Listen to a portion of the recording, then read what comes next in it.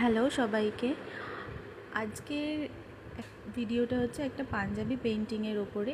এই পাঞ্জাবি পেইন্টিংয়ের অর্ডারটা আমার এক বান্ধবী দিয়েছিল তার হাজব্যান্ডের পাঞ্জাবিতে পেইন্ট করে দেওয়ার জন্য।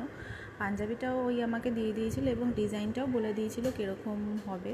তো যেরকম আমাকে দিয়েছিল সেরকমই আমি করার চেষ্টা করেছি। পুরোপুরি ছিল ডিজাইনটা মধুবনী আর্টের মধ্যে। তো মধুবনী আর্টের মধ্যে যেটুকু মানে বডিটাতেই শুধু কাজ ছিল, হাতায় যে কাজটা ছিল সেটাও আমাকে যে ফটো দিয়েছিল সেটা হচ্ছে হাফ হাতা ছিল। ফুল হাতার মধ্যে করলে অতটা ভালোও লাগতো না, আর এখন তো ফুল হাতাকেও সেরকমভাবে মানে ওই রকম ফুল স্লিভস করে পরে না, তো দেখাও যেত না। তো শুধু বডিতেই কাজটা করেছি।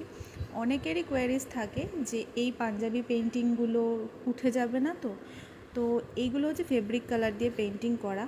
এটাকে কোনো রকম যদি ব্রাশ দিয়ে না ঘষা হয় বা ঘষে ঘষে না কাচা হয় তাহলে এগুলো ওঠার কোনো রকম কোনো চান্স থাকে না। নর্মালি জলে বা সার্ফে ধুলে কোনো অসুবিধা হওয়ার কথা নয়।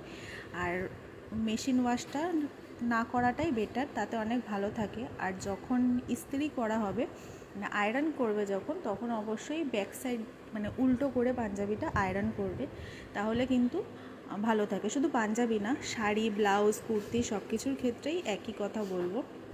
যেগুলো একটু সিল্ক মেটেরিয়ালের ওপর থাকে, মিক্সড থাকে, সেগুলো একটু বেশি যত্ন নিতে হয়। আর যেগুলো সুতির মধ্যে থাকে সেগুলোতে তো ওঠার কোনো রকম কোনো চান্স থাকে না।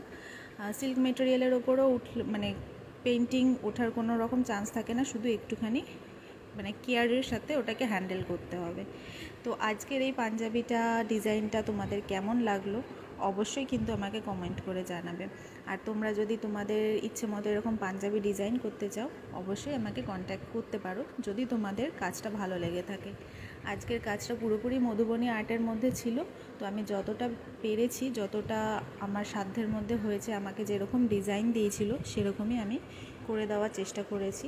এবং যার জন্য করে দিয়েছি মানে আমার বান্ধবীর হাজব্যান্ডের, আমার বান্ধবীর তো খুবই ভালো লেগেছে এবং ওর বাড়ির লোকেরও খুব ভালো লেগেছে। Thank you.